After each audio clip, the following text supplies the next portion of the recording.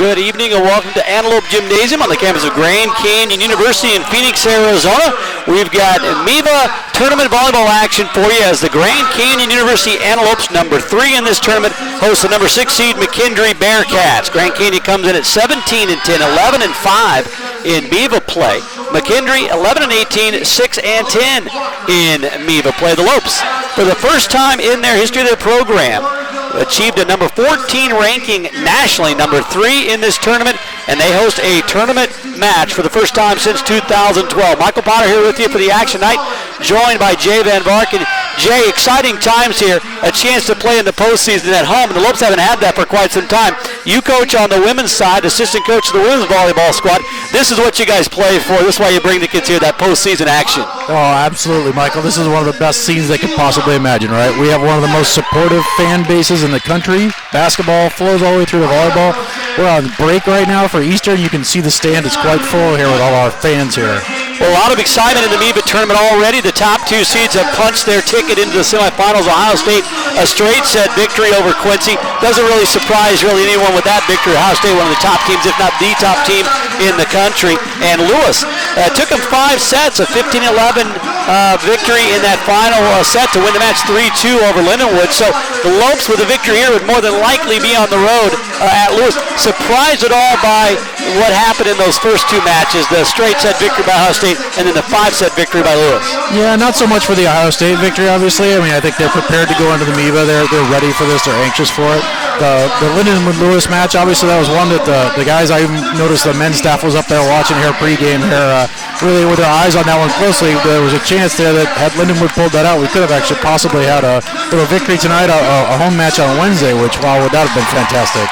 Yeah, as a coach, you never want to kind of root for an opponent because that could come back to bite you, but you definitely want to root for a home match, right? Right. You absolutely look for those opportunities for sure. Well, for the Bearcats, they come in 11-18, 6-10 in MIVA play.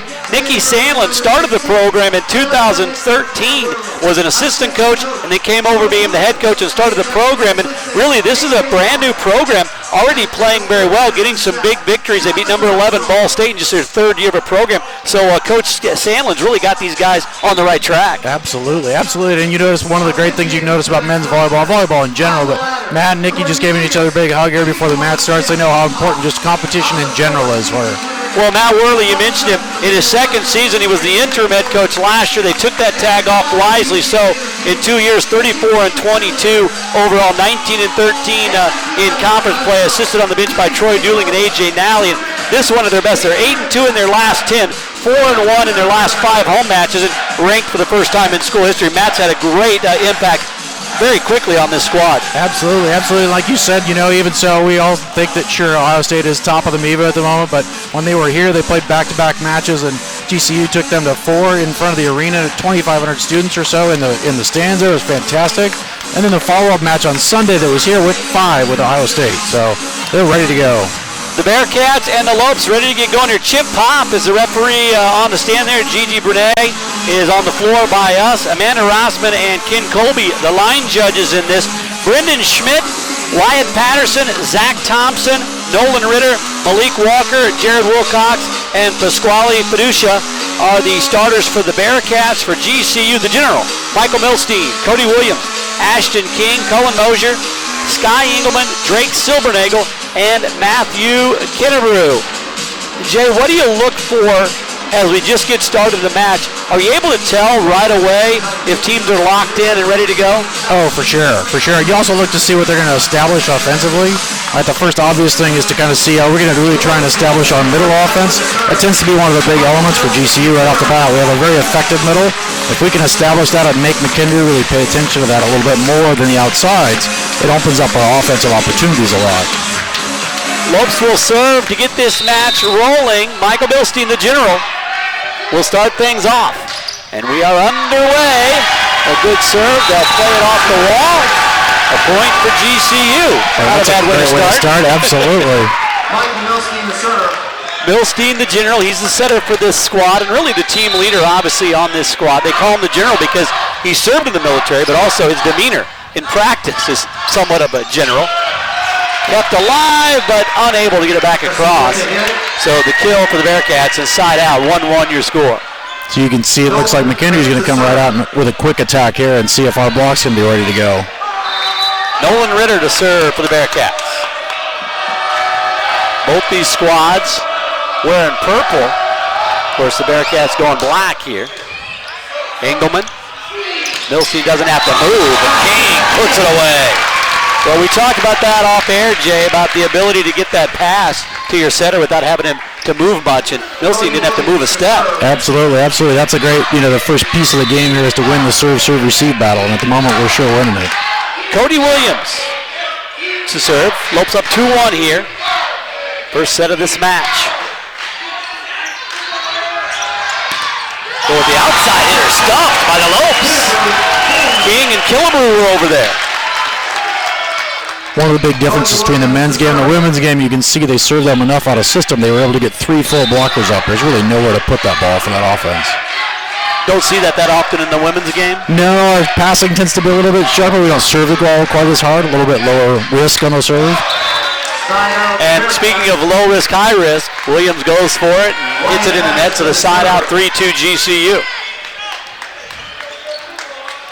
Yeah, it's interesting when they get the 3 over there, they all celebrate as if they were the ones that blocked it. Usually there's one of them that gets their hands on it, but they're all part of that. Absolutely. Engelman to Milstein. Kennebrew kept alive. Williams keeps it alive. Go to Mosier. In the net. Lopes with the point, 4-2. Pretty clean high ball offense on both sides at the moment. Everybody's trying to do a little bit quick out of the middle and then pump it to the outside. Ashton King back to serve here. 4-2 GCU. Kept alive by King and hit out by Silbernagel. He smacks his chest knowing that wasn't the best pass there. That's one of the unique aspects of the men's game, or more unique, I should say. The women's game is adapting it, but that big attack with a fast attack out of the back row. Fiducia to serve, 4-3. GCU with the lead. Engelman to Milstein. Silbernagel puts it away. Well, that middle attack is so devastating when you can get a good pass. Yeah, they're clearly trying to establish that right off the bat, make sure that McKendree's block and defense really has to handle that. 5-3. Kennebrew to serve. We've seen Matthew very aggressive on his serves. The high toss into the net. And not unlike Matthew Kennebrew to see the first 4 or 5 go in the net, then reel off 3 or 4 aces in a row. Right. Everybody's got to get a little rhythm going. You got to get a little bit more warm-up going. 5-4 GCU. That service long. So we've seen some unforced errors here on the serve going out. We talked about it a little bit in the pregame, the risk to reward. How comfortable are you with some missed serves, because you want to put some velocity on the ball too? Right. It's an interesting thing. The men's game in particular, they're willing to take a lot more risk on the serve, because if you pass it well, there's really not a lot to be done. So your defense is at such a disadvantage, you might as well take the risk on the service side. And right there, the risk pays off. Mosier puts it in between a couple of defenders there. Mosier with the ace, 7-4 GC, opening up a bit. Mosier having a great year. All MIVA second team selection. Was a back-to-back offensive player of the week a couple of weeks in a row. Kept alive off the net. Williams. The block. They kept alive once again. Good rally here. Mosier. Oh, the block. Looked like number 15 for the Bearcats. Got that one, Malik Walker. Yeah, Malik has great extension up and over the net for sure. Don't see a lot of long rallies like that in the men's game. But no, you don't. good blocking and defense there. 7-5. Schmidt with the serve. Kept alive. Engelman with the dig. Kennebrew smashes it home. And boy, Milstein was all over the court with setting that play there. He sure was. He's fast afoot to make sure that they can stay in at least enough system to get a good rhythm on the ball. Well, making all that movement limits his opportunities and his options, but made the most of it there to Kinnebrew. Yeah, absolutely. Kinnebrew had great vision there. It looked like it just went in the seam of the block. 8-5, Silbernagel. Long. Did they get a tip? Yeah, they got a touch. 8-6 now. And Malik Walker will come back to serve. This might be one of the more challenging rotations here. Cody struggled a little bit on the outside here just to find a way to get kills. Now with Michael in the front row, they're going to have to rely on him heavily. Milstein, King, a little high. Oh, a miss hit there. And that just a miss on the set? That looked like it was just a mistiming, yeah. Set in the middle and the setter just didn't fully connect there, so that's great. We got our way. Michael moved to back row, so we got 3 attackers now in front row. That's great. We'll take it. 9-6 GCU. Milstein to serve. Second time for him in this set.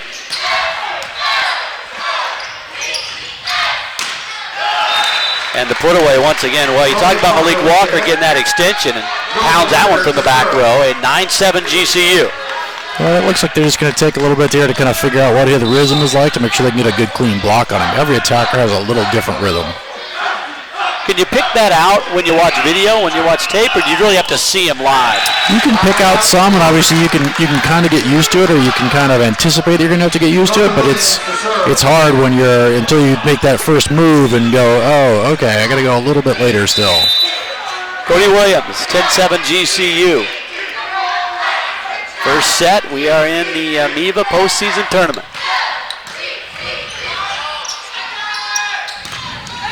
The block belong and out. Side out Bearcats. So Wilcox puts it away.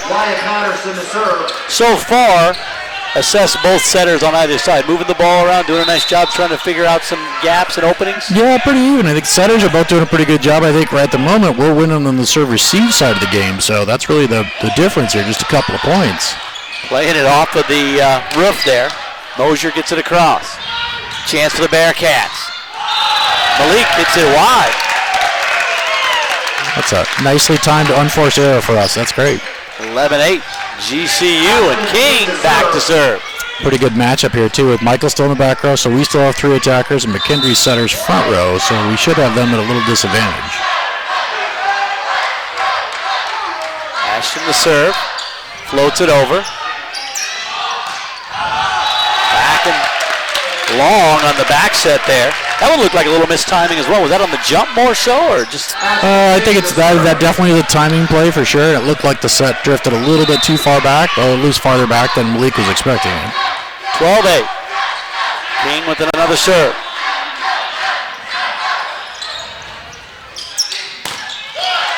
That one put away on the tip. The side out goes to the Bearcats. Jared Wilcox starting to heat up from the outside.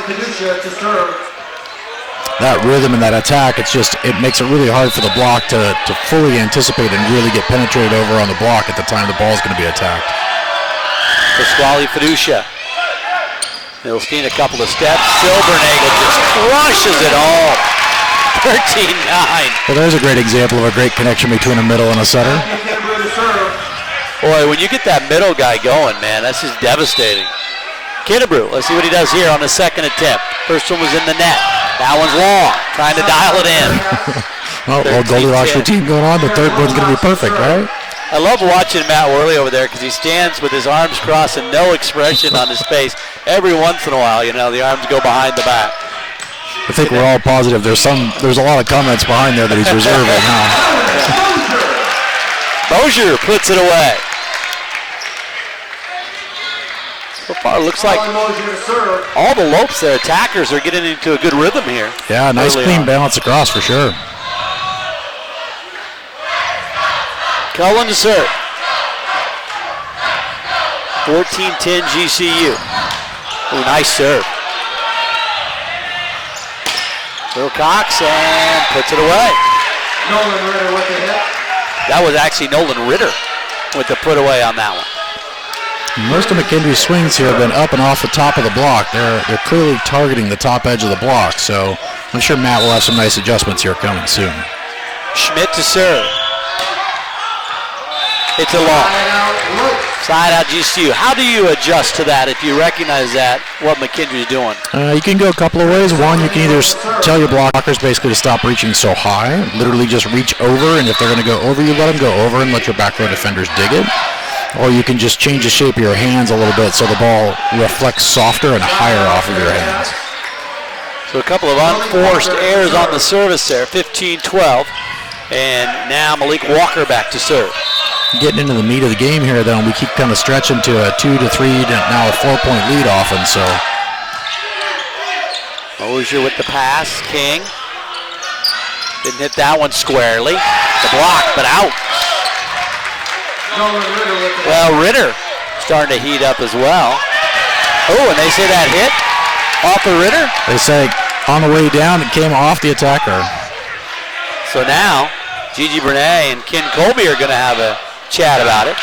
It looked like the lower official here was right in front of her, and she had a pretty clear view.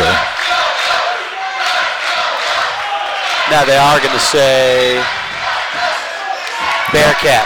They're going with the line judge, who had a view right down the edge. I guess would have been right between the two players. So the line judge said no, it didn't. Matt Worley, smile on his face. Not sure he likes that or bought that necessarily. That could be a big 2-point swing here right in the middle of the game. Yeah, no kidding. 15-13 right here. Walker, another serve.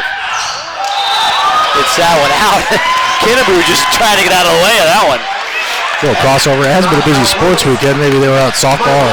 Yeah, they were. I didn't see Matthew out there yesterday, but the rest of them were out there, and 3 or 4 of them. With a nice slide. 16-13, Milstein. Ooh, top one, just gets it over. Lopes with a chance here. King. Oh, stuffed right there. Kennebrew and King. Yeah, they made sure they didn't have to worry about that one bouncing off a player, huh? Yeah, it looks like a couple of times King's had chances in the middle there and just hasn't made solid contact. Yeah, I think there's a little bit of disconnect there for sure. No disconnect on that block. Kennebrew and King right up there. Milstein another serve. 4-point lead. Walker puts it away. Well, Malik Walker looks to be the guy when they need a kill that they're trying to find him somewhere. Absolutely. It looks like out of the back row, he's actually more effective at the moment than he is out of the front row, too. Nolan Ritter, 17-14 Lopes. Try for the save. Oh, Kennebrew keeps it alive in the front row there, right in your living room. Walker just crushes. Oh, excuse me, that was Patterson. Wyatt Patterson right down the middle. Yeah, they're running that true zero tempo one. They call it, or a quick ball. It's right in front that literally the attacker is in the air and starting to swing before the setter even releases. 17-15. Milstein, where's he going to go? Goes back to Williams. Oh, it looked like a great set. A little behind him, but Cody puts it away. A little off speed. Maybe it was time for something a little different. Little knuckleball on that one. 18-15, and Cody will get a chance to serve.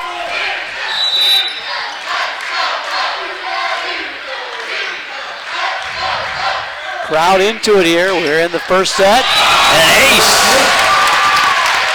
That's a great way to help lift your team. Get a kill, followed up with an ace.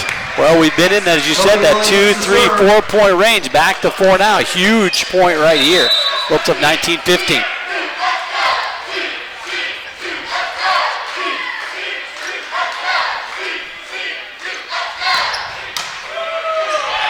Mosier puts it away. Oh, wow, there's a big momentum swing. Not only did they not have a great pass, but they put it on top so that we get the emotional crush. And we'll get a timeout here for the Bearcats. 2015. Actually, we might have a little discrepancy. I've got a score on the scoreboard at 2015. I got 2014 on the live stat. So we'll get that back to you. But Michael Potter, Jay Van Bark here. Jay, so far, 2015, your score here, the Lopes in control. What are your early assessments of both squads here? Yeah, I think both teams obviously have been feeling each other out here for what they're going to do from a strategy perspective, and I think it's way too early to call which direction this match is going to go, obviously. The first real time out, the coaches are going to have a chance to do some strategy changes and come back at it. I think the Lope attack out of the middle has been good. It's established the middle, but it hasn't been dominating yet. That left side, Cody in particular, Cody Williams is going to have to find a way to really generate some points as the match goes on farther.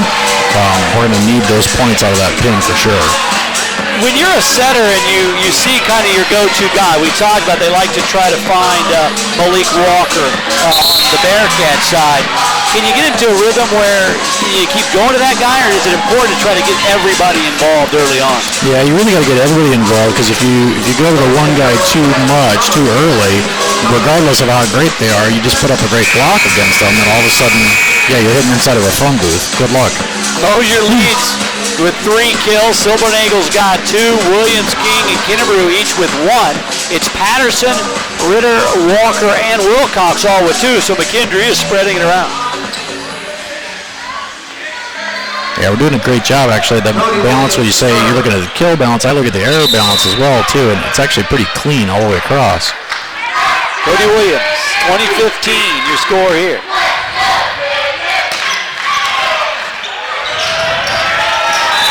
He gets another ace there, unable to get into that first 2 rows there. Well, you're playing in the gymnasium here, not a lot of room on either side. You got us on one side, and the fans are about 4 or 5 feet away from the purple area over there. Yeah, it's interesting. It's a great place to play. That's pretty typical for volleyball. It's about the most distance you're ever going to get.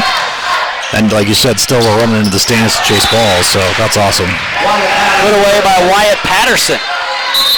21-16 now, your score here. Coming to the serve, Zach Schnittker. We'll see what Schnitker's got up his sleeve here, coming in for this service attempt here. Paints the line, saved by Williams. Engelman just gets it over. The block, but out of bounds. Wilcox with the hit and the kill, 21-17.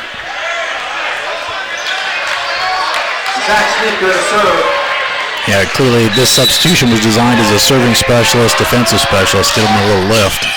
Boy, 2 good serves, Schnittker. Oh, that's interesting. There really needed to be a call there. So when that ball's right on top, that call needs to happen.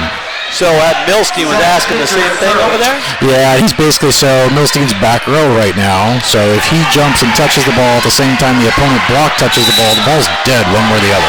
Either they reached over or Michael's back row attacking. One of the two. They let that one play out. It went to the Bearcats and the serve into the net. Lopes with a chance to serve, 22-18. Number 7, Burton. Jack Burton to serve. Burton's going to come in to serve. So now Matt Worley trying to see if he can do the same thing Nicky Sandlin did. Yeah, exactly. And a pretty critical moment here, too. 22 up by 4. Burton hits it into the net. Yeah, probably a really good risk to take for sure. 22-19. Such a hard role to play, to be cold coming off the bench, come in when you're at 22, critical point in the game. Pasquale Fiducia back to serve. 3-point game here, 22-19. Oh, and the tack out. Wow, that was a gift-wrapped pass there right to the front row of the Bearcats, and couldn't put it away. 23-19 GCU.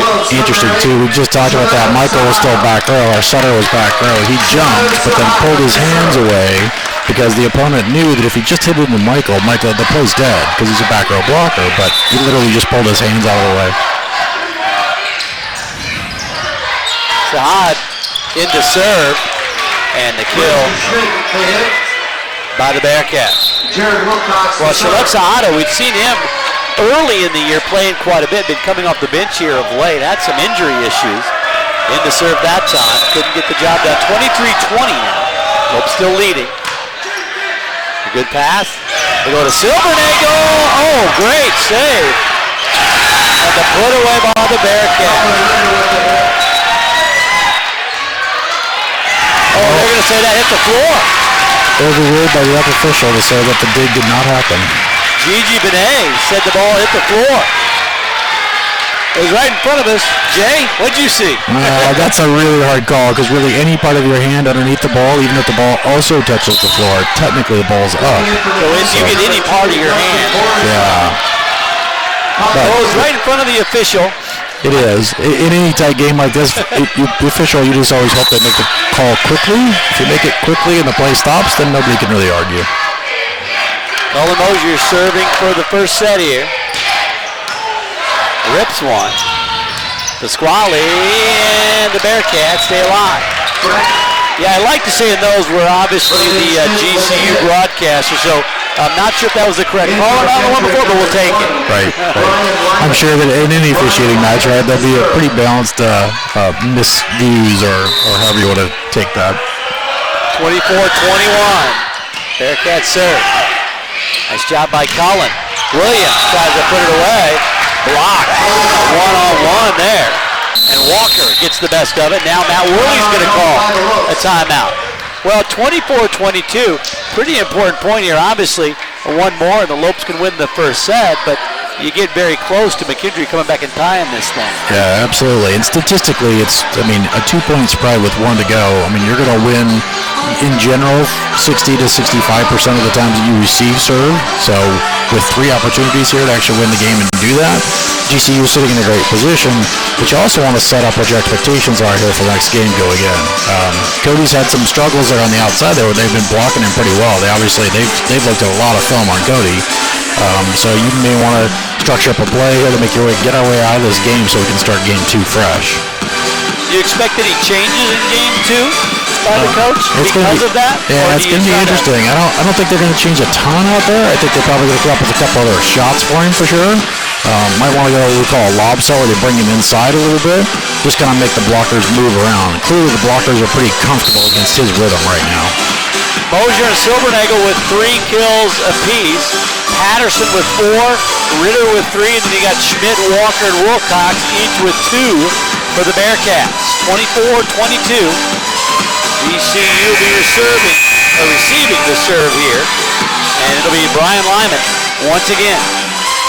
So, you got Michael up in the front row. You have yet to see a set or dump. If I'm mad, I'm thinking I'm going middle or settle dump here. I'd probably put it in the general's hands.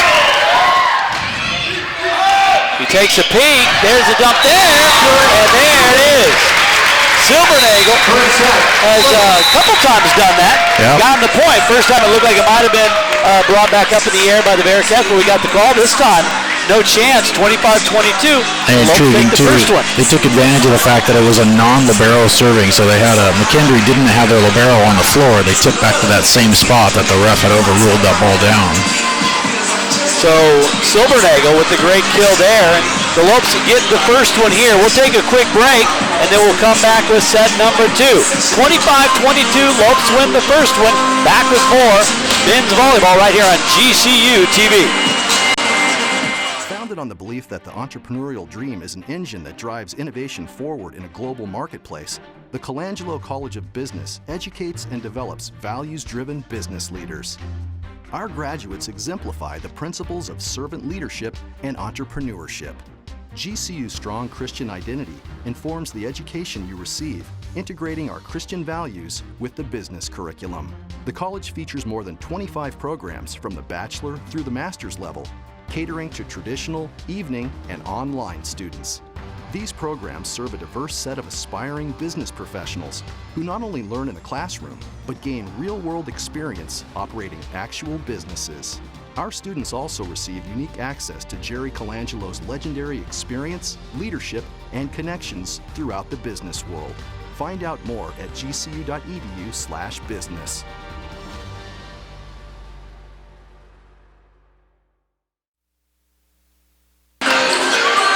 Welcome back to Antelope Gymnasium. Michael Potter, Jay Van Bark here on GCU TV. Lopes take the first set, 25-22. And Jay, you would think if you win the first set, you have a much higher likelihood of winning the match. Obviously, you want to win the first set, but statistically, does that bear out? Yeah, there's a little bit of an indication there, but not as much as you would think in volleyball. You've got to win 3 no matter what. So team spends so much of that first game trying to establish something that then the other team responds to in game 2. So you actually end up seeing a lot of matches where a team will squeak out of game 1 at 22, 23, somewhere in that range, and then game 2 will be 19, 25-19 the other way because they've now got a clear plan. They understand what's going to happen tonight. So, yeah, sure. I mean, winning any game is a great statistical. Right, exactly. Well, the Lopes get the first one. Of course, got to win 2 more. Ohio State has already punched their ticket to the semifinals. They'll be hosting a 3-0 victory over Quincy. And then Lewis, a hard-fought battle, beat Lindenwood 3-2, 15-11 in the 5th set. So more than likely, they'll be hosting GCU if GCU can get past them here. Looking over the stat sheet from the first set here, Patterson led with 4 kills for the Bearcats.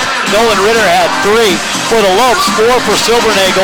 That last one, the one that won the set for him, and 3 for Cullen Mosier. Anything jump out at you on the stat sheet as you look at it? Yeah, I mean, there's a couple of big obvious ones you glance at. Obviously, so both the teams' hitting percentages are well above their season average. Grand Canyon's hitting .421, basically the same comparison for like baseball. That's, I mean, you're making millions of dollars if you're hitting .421. You look at one of our middles, you've got, Cullen here. Cullen actually hit 3 kills on 5 attempts, hitting 600. Definitely, if I'm Matt in the locker room, we're talking to him in between here, telling him to get the ball a lot more often. Right. Kid's hitting 600. Give him the ball. Give him the ball. Feed him, right? Right, absolutely. Well, where do you like to, as a coach, where do you like to see those numbers on that attack percentage? I mean, every conference is a little bit differently. In a men's side, typically we're around 300. If you can hit 300, you're doing great. If I can get 300, if I got roughly 15% error, somewhere in that range, so I'm getting about 45% kill, that would be awesome.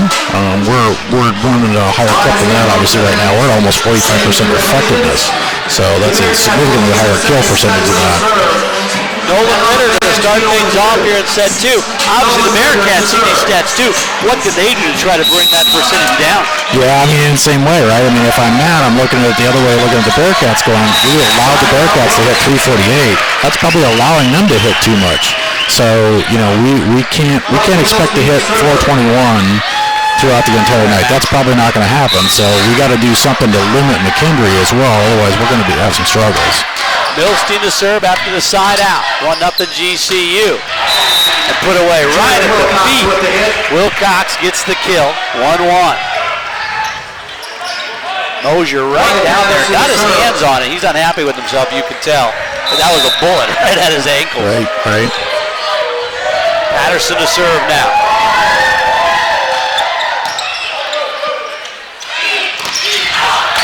And King gets the kill, goes out. Good to see him. That's about the first true contact he's made in the match. Right, absolutely. Yeah, it was interesting too. There was our pass was nice enough, clean enough, and high enough that Michael had a chance to quick glance over what the defense was doing up at McKendree. Cody Williams. We wondered if Matt Worley would make many changes. Williams might have been one of them. He doesn't, and Williams just misses on the serve there. Pasquale Fiducia to serve. 2-2. Fiducia to serve now for the Bearcats.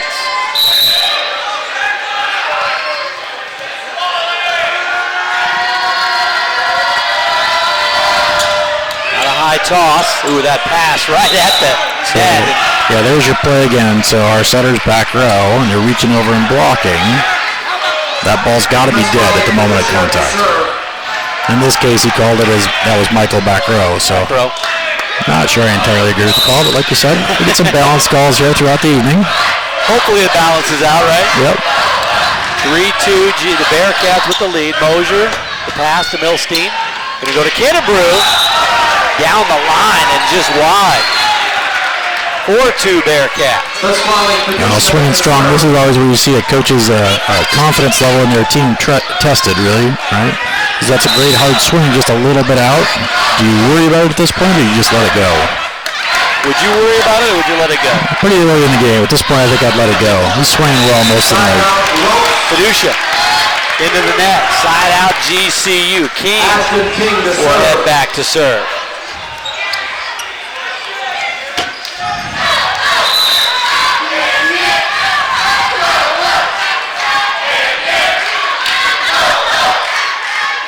King's first serve. Ooh, quick set there. And the crush job by Brendan Schmidt. 5-3 Bearcats. It'll be interesting to see our adjustment here. McKendree clearly likes to set the middle when they're not in perfect system. So they actually like to set it when it's more of a dynamic situation. The setter's on the move. Oh, and that one just sneaks over for the ace. 6-3. Well, the Bearcats not deterred by losing that first set. They come out on fire here and have a 3-point lead early. Wilcox. Pass by Mosier. Going to go back to Kinnebrew. Engelman keeps it alive. Mosier. Blocked out. Point for GCU. Well, they went back to Kinnebrew. You mentioned he'd been hitting the ball well, just a little wide. Had that one blocked, but Engelman, great dig to keep it alive and give him a chance. Yeah, absolutely. It looks like Mosier, too, is actually targeting the hands of the block to truly tool it out of bounds. There's that serve from Kinnebrew, a great dig. Oh, man. Schmidt got the quick set. McKendree sure has their middle going this game. Boy. Yeah, that's devastating when you see the big guy right in the middle of the floor with that quick set. Yep. And now, Schmidt will go back to serve. Up 7-4.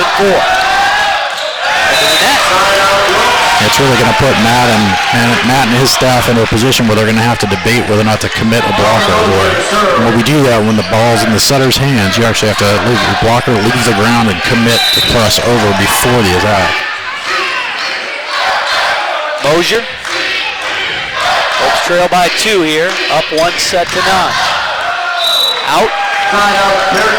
Hopes can't quite get any rhythm in that service game going here. 5 Bearcats down. Yeah, a little disconnect to start. I mean, they're typical guys, right? Find a rhythm. Walker into the net. Nobody can quite get it going here. 8-6. King back in for Engelman. But GCU softball, a run rule over there. They win it 11-0. Taylor Nolan had a no-hitter broken up by the leadoff batter in the 5th. Wow. So they get the sweep due to Lopes.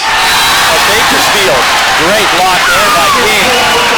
That's pretty awesome. King to get in that rotation where he literally just entered back into the game here, his 3rd rotation back on, and he gets the complete penetration and clean stuff. Makes the coach look like a genius, doesn't it? Put a guy in and he gets the block. Absolutely. Love it as a coach. 8-7, Silbernagel back. Oh, paints the back line. Tied at 8. A little shift in momentum. You can feel it, right? Yep. I tell you, you put about 500-600 people in this gym, and it feels like a packed audience. They're right on top of you. Not to mention the one fan that's over there in the bull costume. That's right. You can't miss it. 8-8. That one is going to sail long. Yeah, I've never quite understood. Is that supposed to be an antelope? I think it's just a random bull. I think if you look at the havocs in general, I think it's you will bring out all the animals to support every team that we can. So I'm overthinking it? I think so. I've been accused of that before, so. Kinnebrew. Oh, just gets back over the net. Milstein going to go to Cody. A little bit behind him. Squally. The block. Out. Boy. King's all over it. Just couldn't get that one on the line. Great penetration here. We're getting good hands of the ball. Just had a reflection slightly out of bounds. Nolan Ritter to serve. Well, despite that momentum shift, he was palpable over to Lope. Bearcats hang on, up by 2 here. Ooh, Engelman. Oh, what a great save on the set there by the General. Absolutely. That was a really good full extension of the top of the ball and keep the middle attack going. In 9, and Michael Milstein will head back to serve. Wasted no time. Floats it over. Not a great pass. Lopes with a chance here. Good pass, good set. Williams can't quite put it away. Well, you got your setter there, Fiducia, up with the block on that one. And Williams still continues to struggle a bit. Yeah, he's going to have some challenges. Matt's going to come up with some tools to get him a little bit more effective offensively, or he's going to have some decisions to make. Patterson. Kinnebrew going to go out. So Kinnebrew starting to heat up from the outside. Mosier hitting the ball well. Inside, Silvernagle and King starting to get alive. It's really just the guy going back to serve right now, Williams. So if he's not on, can you live with that if everybody else is going? I mean, you can. There's a lot of things Matt could do. He could actually switch his lineup and just flip-flop positions. So he could change where Mosier and Williams are playing and just kind of spread out his offense a little bit more. He might also just be thinking he'd rather have Mosier and Williams right next to each other. You get a block like that, and they're able to generate their offense in a few of the rotations. It worked in game one. Boy, King has just come back into this match here and been dominating up front. 11-11. Lopes feeling it here, but have not been able to distance themselves in this one. Good serve by Williams. Another block. King and Kennebrew. Wow. Yeah, not entirely sure where he thought he was going to hit that ball. That block was pretty solid before he ever got there. They were up and waiting for it. Well, the Lopes push ahead for the lead. 12-11. We'll take a quick break with the timeout by the Bearcats. Lopes up 1-0 and lead in set 2, 12-11. Back with more men's volleyball on GCU TV after this. Time. Time never stops, never slows down. We spend time on the things we love and the people who need us. The time we spend is precious, and before we know it, it's gone. But every end has the promise of a new beginning. It's time to create a better future. A new beginning awaits. Seize it. GCU's online degree program puts you first, so you can make the most of your time. Find your purpose at Grand Canyon University. Welcome back to Antelope Gymnasium. Michael Potter, Jay Van Bark with you. The Lopes took the first set 25-22.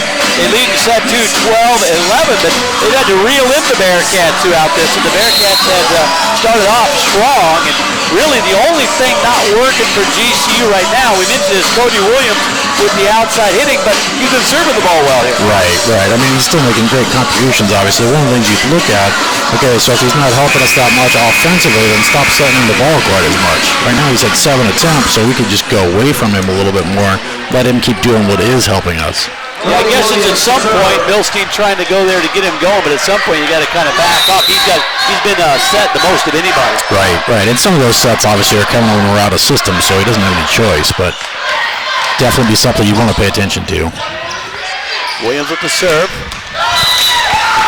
From the back row. Malik Walker with the kill. Knotted at 12. Big shift. You can see it's kind of normal. Both teams have slid off in their offensive production. Right, they've gone from hitting 421 to 357 and 348 to 290. Just as everybody gets more comfortable defensively, it becomes harder to score. Kadusha. Engelman with a nice pass. There you go. Look, they go quickly to King, but he hits it out. Well, he's making better contact than he was in the first set. That one just a little wide going around the block. Yeah, I might be able to push that set just a little bit higher, give him a little bit more arm room to really stretch out. 13-12 Bearcats.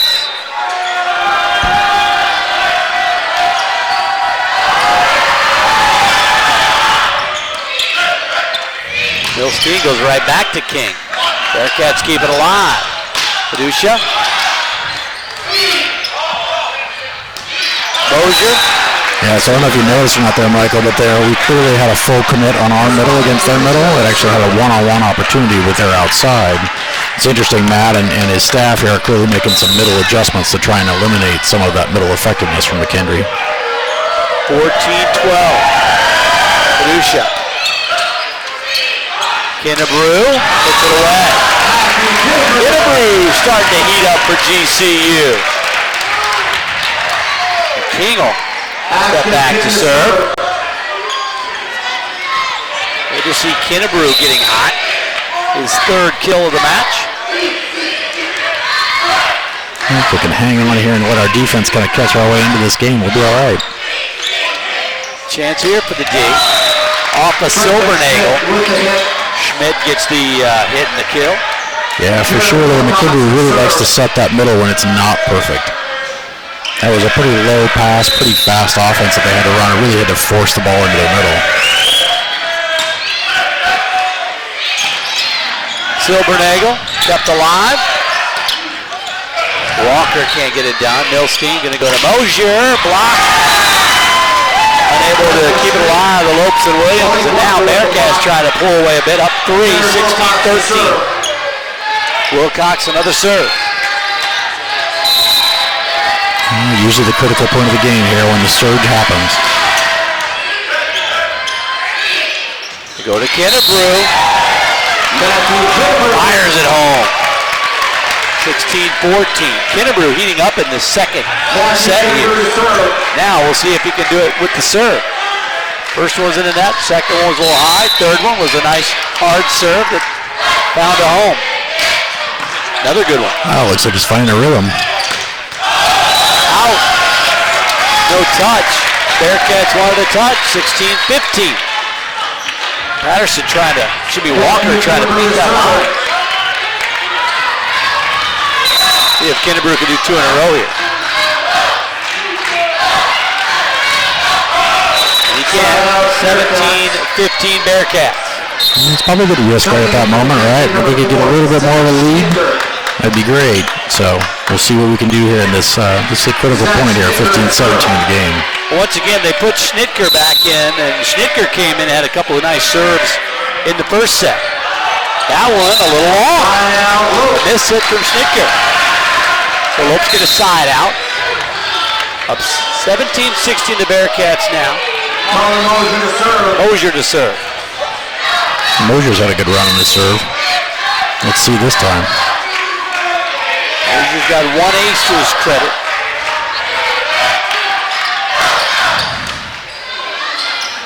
Pretty deep. And the smash by Malik Walker. 18-16. Every time the moon starts to shift a bit, the Bearcats have seemed to have an answer here. Yep, absolutely. Boy, when that Malik Walker has it in rhythm, he hits the ball hard. Engelman, the dive. Silvernagel puts it home. And Milstein going back to the middle there for that one. 18-17 and Drake will head back to serve. Silvernagel a very nice year. All Meva's second team. Well, Silvernagel serving, that brings King back to the front row. That was our best blocking rotation. A quick one right at Mosier. Whoops, I hope I didn't just jinx him. Yeah, I know. I do that sometimes. I say something the exact opposite happens. I gotta watch it. 19-17. Mosier a couple times talking to himself now. Feels like he should have had some digs on a couple of those balls right around his ankle. He was in position.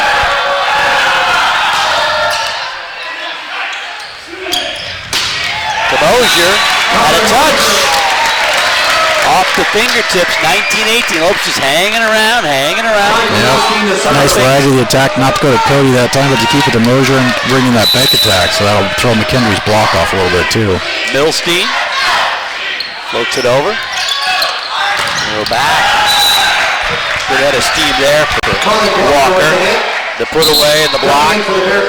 Out of bounds. So now Lyman will come in. Lyman to serve. Try another serving sub, see what they can push here, see if McKendree can push it up and over the edge. Good deep serve. Milstein goes quickly. Kept alive. Lopes with a chance here. Milstein again. Time it goes to Mosier. They wanted a touch, didn't get it. 20-18. And now a timeout for Matt Worley here. We'll keep it right here. 21-18. Of course, you're getting nearer and nearer to that 25 points that you need. If you're Matt Worley, what are you telling your team here in the huddle at this stage? No, I think at the moment, I think he's probably telling them, just keep doing what we're doing. They're just missing slightly. That was a great big player that had an opening. Just missed the attack. Got a couple line balls. They got a couple blocks that have gone off the edge of their hands, slightly out of the bounds. They're doing the right stuff. So if I'm Matt at this point, I'm telling them, hey, we're doing the right stuff. Just stay with it. It's all going to work out. It's the quarterfinals of the MEVA tournament. The Lopes hosting. First time since 2012. We've already seen a couple teams advance. Lewis, the number 2 seed, the 5 sets, and then Ohio State. And Jay, that's a squad you're very familiar with. You spent time at Ohio State coaching the women, so you know Pete Hansen, you know a lot of those players. How good is that team? We saw them here. We took them to 4 sets and 5 sets. But how good is or can that Ohio State team be? I mean, if they can keep themselves healthy, they're pretty great. And they are the defending national champions, and they do have all the pieces still in place. They really don't have any significant changes on the floor. They have some health issues they have to deal with, like every team does. But there's a particular, one of the hardest things to do is to stay at that level. Right. So, I mean, we all know, I've been around sports at all, one of the hardest things to do is to stay once you've accomplished, to keep doing the work that's necessary to do it again. Right. And we saw Ohio State break that record, win those 50 matches. It was just like we saw UConn, though. They lost after 111. Ohio State, somebody got them this year. Yeah, absolutely. Still the team to beat here in the MIVA, of course. Back underway. They go right at That's a great swing from Cody, right off the edge of the block. That's a great way. Well, we went right back to him. 21-19. Well, a lot of confidence there in Cody. Absolutely. Boy, McKendree's offense has climbed pretty significantly here in the later parts of this game. We need to step up our defense just a hair at the end, I think. Set. Off the block. 22-19. Wilcox with the head. Yeah, they were at 1 point. Now they pushed it back over 300. Yeah. Right now, if you look at Grand Canyon's offense here for game 2, we're only hitting 100 for this game. So that means McKendree's probably made some great defensive adjustments this game for sure. Milstein going to go to Mosier. Crushes it home. Cullen Mosier, 22-20. Now Burton's going to come back in to serve again. So King comes out. Burton came in to serve in the first set, hit it into the net. He seems to be the guy over the course of the season that Worley goes to when he needs to put somebody in for a big serve. Definitely seems to. Maybe adds a little defensive push here, I think, here too. Gets that one over. Dive and dig there. The block. System, nice clean block setup. That's great. There you go, Silvernagel. That was out of system on the pass right there, right? Yeah, exactly. So sometimes your serve intention is not even so much to get an ace, but just to get your opponent out of system so our block can take care of the ball. 22-21. Burton with another chance. Long move there. Oh, Williams keeps it alive. Mosier with a chance. Off the block. Kept alive. Yeah, like you were talking earlier there, right? You were talking about Cody's hitting efficiency, and there he probably just made the dig of the game. Yeah, we got a touch. It looked like they called it at 23-21. Yeah, with the line judge, Amanda Rossman, down there on the side, called it. Not a huge argument from the Lopes. Boy, what a big turning point that was, though. Let's see, the Lopes feel pretty confident about this. We'll see what they do with this serve receive. Wilcox, Cody keeps it alive. They're going to go to Cullen Mosier. Off the block. Back to Walker. And it'll be a set point here. 24-21. Lopes won the first one. 25-22. Wilcox back, a chance to serve for the set. Try to even it up here. 24-22.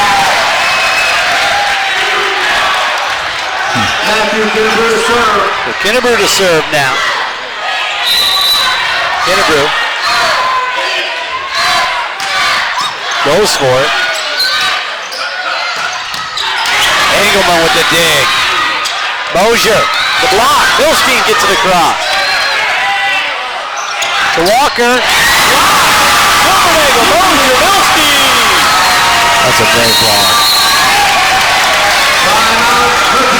And the Bearcats going to call a timeout. We'll keep it here. Is that to try to ice the server in that situation there? Or does she want to talk about, don't want to give up another point here and let the Lopes tie this match up? Yeah, it's probably exactly what we talked about at the end for GCU, and they called the timeout. So you get these last couple, you might as well compose yourself, really understand what you're going to do with this serve receive. Again, in their mind, they just need to win this serve receive, and the match is there, and this game is theirs. So you might as well use the timeout. Yeah, carry over to the next game. Might as well use it. So in the huddle, they're talking about it now. The head coach, Nikki Salmon, as we mentioned, started the program in 2013, was the assistant coach for women's volleyball, then became the head coach, played her collegiate ball at Marshall University, and got this squad playing pretty well here this year, although they 6-10 in the MIVA, 11-18, and looking for just their 6th win on the road this season. Yeah, obviously men's volleyball in particular, that's really hard to win on the road, right? You don't see big crowds in men's volleyball that often, and here they are coming into our place, and we've got 800 people up yelling and screaming at them. 24-23. Lopes trailing by 1. Gilbert has a chance at the serve here to try to knock this one up. Lopes won the first set.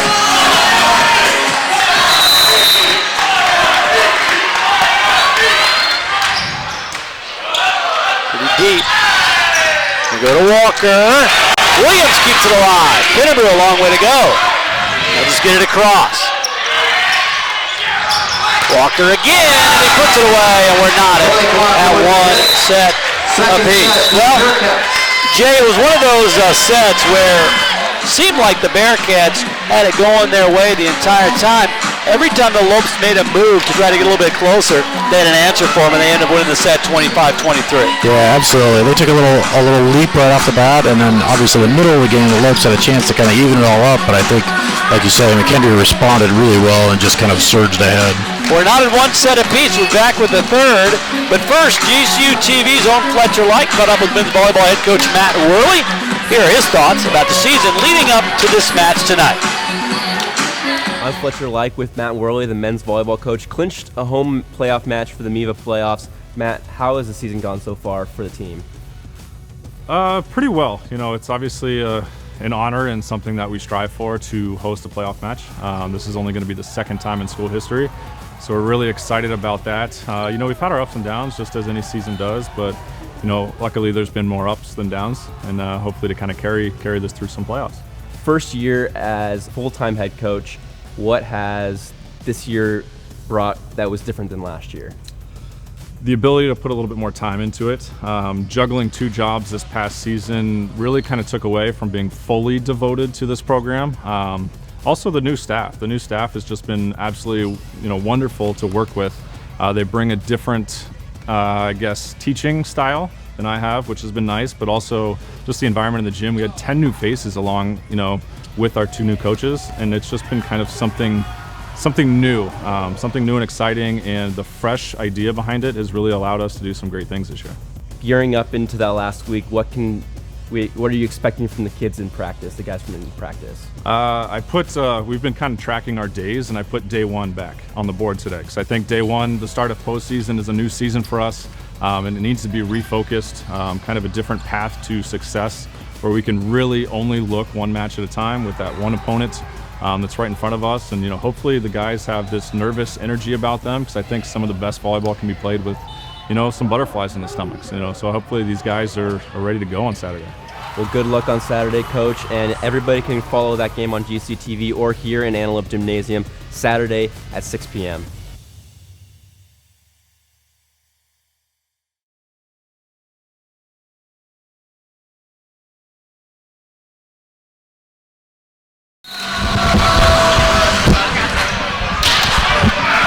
Well, we're getting ready here. We've got about 30 more seconds here before the start of Game 3. Welcome back. Jay Van Vark here for GCTV. Michael coming back on here in just a second. It'll make a quick run. So as the guys get warm here for Game 3, now we really see where the rubber meets the road here as we're split at a game apiece. Well, the Lopes took the first one. Second one goes to the Bearcats, and we were looking at the numbers here. You said the 421 attack percentage wasn't going to hold. You were right. We didn't think it dropped this much, though, down to $160 in the second. Right. Yeah, and $160 was up from when we glanced at it the last time out here before the end. They were down to 100, so they even made a little surge to get back to 160. So, yeah, McKendree obviously made some great adjustments on their defensive side. We had a few miscues here on the offensive side, clearly, right? I mean, we had some misconnects out of our middle, etc. We're taking 25 swings. We got 10 kills, but our errors went from 2 to 6. So, pretty similar production standpoint. We just got to make sure either of those errors keep down, or we got to convert a bunch more of those to kills. I mean, you like to see that error ratio down a little bit lower, obviously, but you said around the 300 The Bearcats were at 350 and then 280, so hovering right around that 300 mark. And Yeah. they, get 1 out of 2 sets. And part of the challenge, I think, too, we're going to start looking at is, so we're at 10 kills a set right now for GCU. That's a little on the low side. You got to produce your points from somewhere, right? We're trying to get to 25. At game 1, we got more of them from McKendree errors than we did necessarily from our point production. So we're going to find a way to get a couple more. Tony Williams to serve. Williams will serve to get things going here in the 3rd set here. Now 1 apiece. Ohio State and Lewis have already advanced in this tournament. Oh, quick set there to number 6, Patterson, and he puts it away. Yeah, there's that pure 0 tempo. You can see him, man, he's off the ground before the setter's even thinking about setting the ball. That seems to be their go-to right in the middle there. They love that quick set in the middle. They sure do, especially when they're out of system a little bit, when the setter's on the move. Ritter with the serve. Engelman keeps it alive. Oh, he made a mistake. It was in. Yep. He pulled the line judge, Ken Colby, pulled the flag up and said right away, my bad, that was in. It looked pretty good. Maybe he was just pulling the flag up to get his head out of the way so the ball didn't hit him. It was bouncing pretty hard off the floor. 1-1. King with the serve and miss hits it into the net. Wyatt Patterson to serve. Momentum here in the middle of this game is going to be really interesting, right? At a set apiece, we're going to get to about 10 points here in this game, and we're really going to see who wants this. Patterson. Good pass. They go to Silbernagel, and he's stuffed. He looked like Brendan Schmidt, the big man in the middle.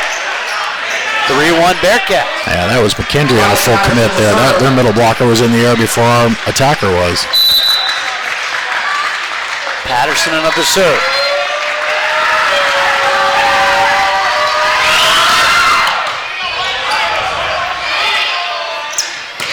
Kennebrew. Looked like it came down the front of the McKendree block there. Oh, I see that. Yeah, it was blocked there a little bit. 3-2. GCU trailing it by 1. Kennebrew back to serve. Started dialing in that serve in set 2. Mosier puts it away. 3-3. Well, I was talking with Taylor Griffin, played here at GCU and now works at GCU. He played volleyball. He said, boy, that's when the dollar signs go off in your eyes when you see that pass coming over the net. That's how he described it. Yeah, sounds like a hitter, right? Yep. And the ace from Kennebrew. Almost took out the bull over there. I'm thinking Taylor was definitely an attacker, right? Yeah, he was. Every hammer is a nail. That's right. That's the mindset, right? 4-3. Lopes with the lead. And the net 4-4. Well, a couple of good serves. Last 3 or 4 from Kennebrew have been really good. That one just a little too low. I think he probably needs his serve rhythm too for his attacking rhythm. We probably need him on both sides of that. So. Paduccia to serve. Milstein going to go to Silbernagel. Puts it away. Looked like they were ready for that one again. Got it right in between them. Took some rhythm off of that. 5-4 GCU.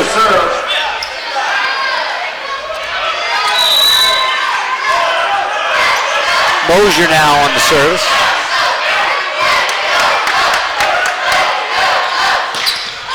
Cullen. Oh, there we go. Miscommunication there. The ace, 6-4.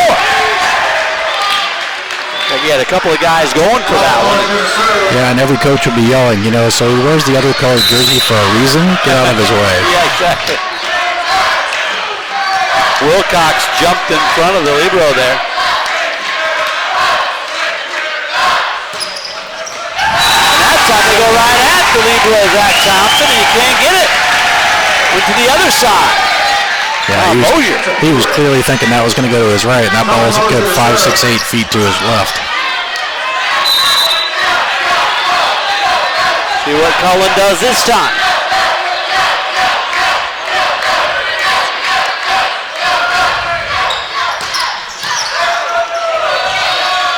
Hits off the venting there.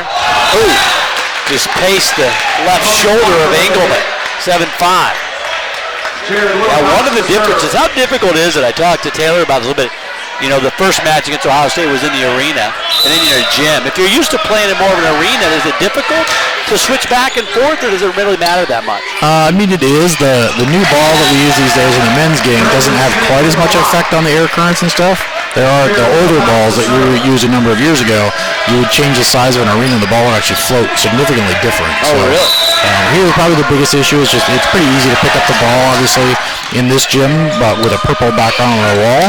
So it's pretty easy to see a white ball coming at you off the server. Sometimes you get into an arena and it just gets lost in the background.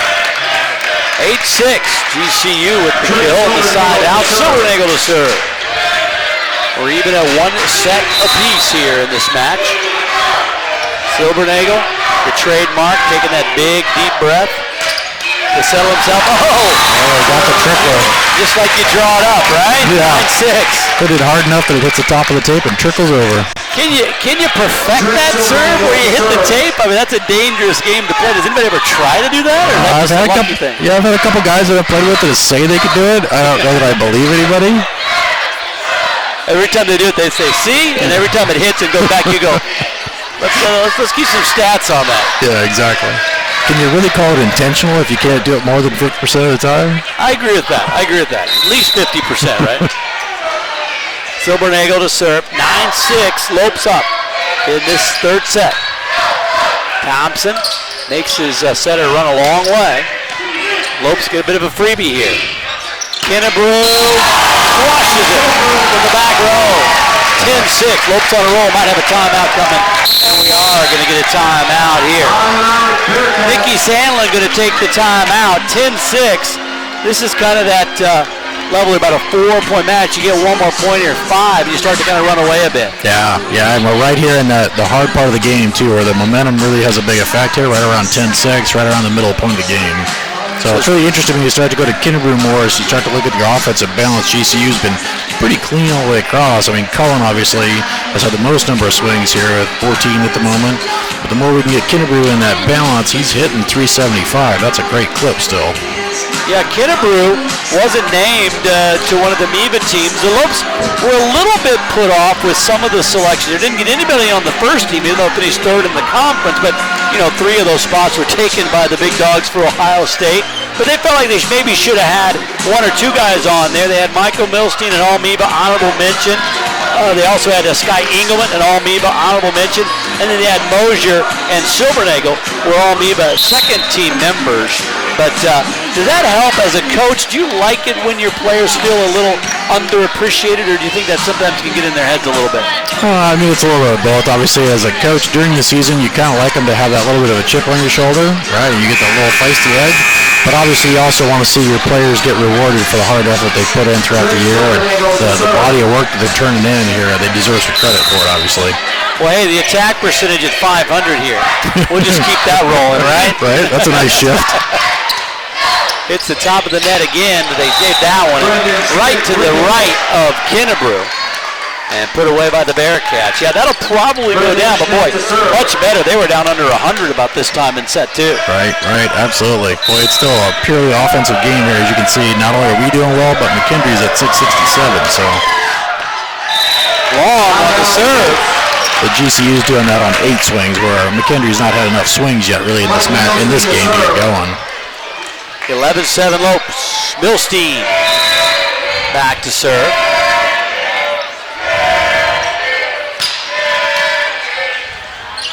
Chance for the Bearcats now, and they put it away.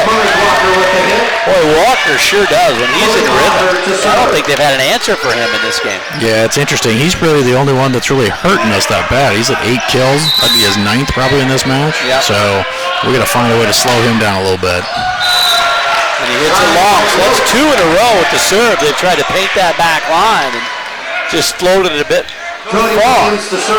Williams now to serve. 12-8. GCU.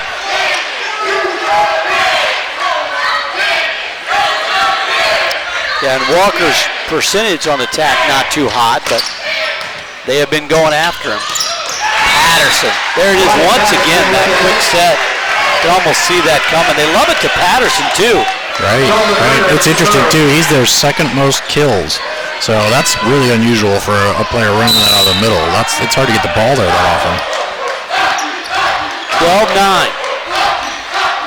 Ritter back to serve. Patterson from McKendree right now is hitting 1,000. He's had 7 sets and 7 kills. McKendree puts it away. That one blocked into the 5th row here. 13-9. Yeah, every time Patterson gets one of those, you say, well, that attack percentage won't hold up, but every time he gets one, he puts it away. Right. Too quick for the blocks even to get up there, it seems like. King. Walker, blocked out. Malik Walker with the hit. 13-10. And to your point, such an offensive match so far. You'd feel like if you could get 1 or 2 blocks, could totally swing the momentum either direction. Absolutely. Well, and Cody Williams for us had a couple of great digs in that last game. Maybe he gets a couple more here. It's only going to take 1 or 2 to really shift it. Patterson into the net. That's a 3rd consecutive poor serve by the Bearcats. Too long. That one about halfway into the net.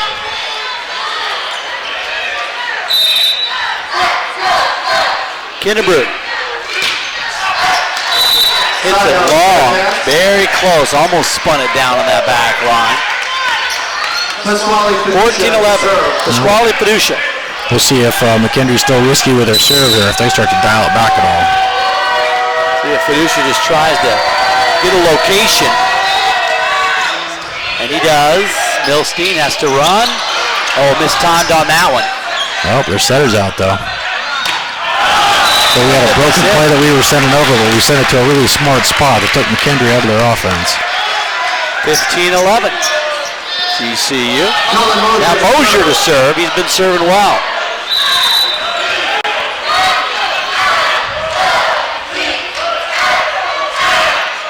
Mosier and Kinnebrew lead the Lopes with 8 kills.